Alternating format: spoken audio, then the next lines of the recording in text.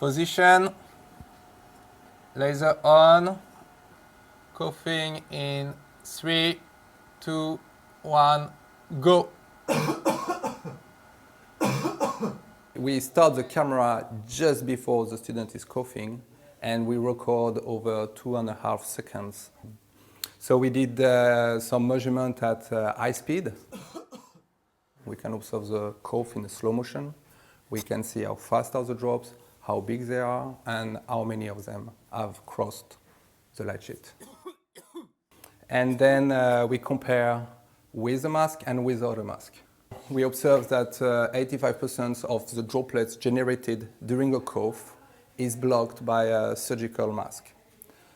So 15% cross the mask in terms of number of droplets, and those droplets are usually smaller, and they can be considered as aerosols and airborne.